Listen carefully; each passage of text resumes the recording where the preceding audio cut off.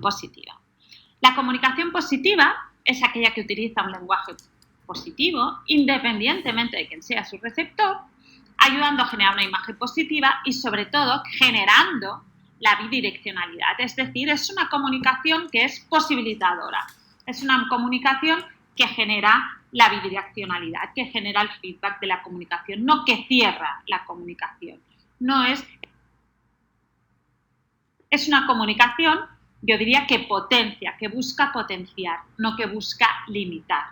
Yo diría que las dos grandes definiciones de comunicación positiva es la idea de aprender a usar el lenguaje con precisión y de usar el lenguaje como potenciador de la realidad, no como limitador de la realidad. Veamos un poco comunicación positiva versus comunicación negativa. La primera gran idea que me gustaría transmitiros es la idea del no.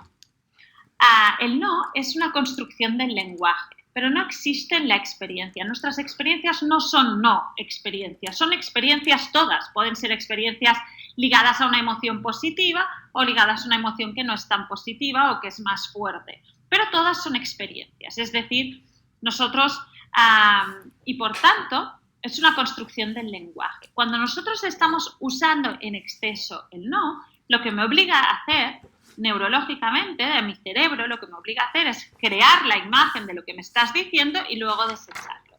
Cuando es mucho más directo, decir exactamente lo que quiero decirte. Es decir, si yo quiero decirte ves despacio, ¿por qué no te digo ves despacio en vez de decir no corras?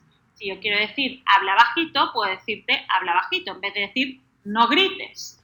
Si yo lo que te quiero decir es etcétera, etcétera. Mira, ejemplos mil, ¿no?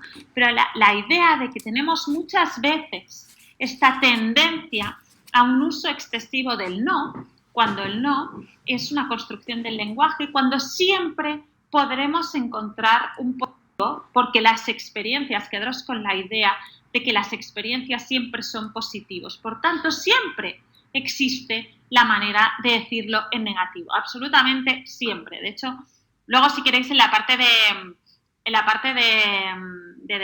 debate os comparto un post que hemos escrito con 7 maneras de decir que no sin decir no, ¿no? Porque aquí no estamos hablando de una comunicación permisiva, es decir, aquí no estamos hablando de que hay que decirle siempre que sí a los niños, en absoluto, no se trata de esto, sino se trata de aprender a usar el lenguaje de manera precisa, de entrenarnos para usar el lenguaje de manera precisa. Y la primera gran idea que quiero transmitiros es esta idea de intentar minimizar en el caso de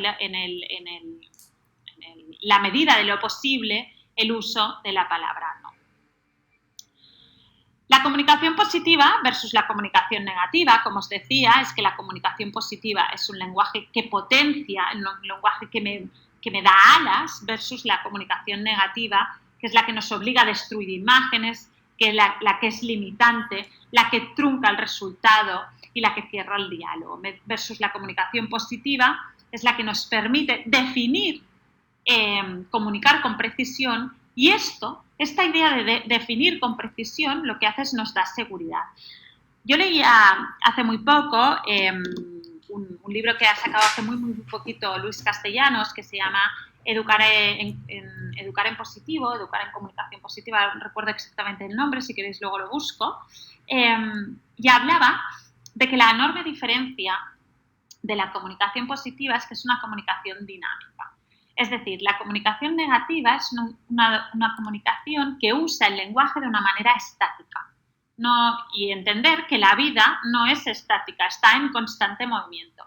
El aprender a usar el lenguaje positivo es aprender a adaptar nuestro lenguaje al aquí y a la ahora, ¿no? Sin usar generalidades, sin usar etiquetas, sin usar tópicos, sin usar perjuicios, porque todo esto es estático.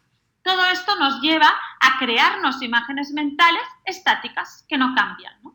Y, por tanto, el uso de comunicación positiva lo que nos entrena es en aprender a usar el lenguaje de una manera dinámica, no de una manera estática.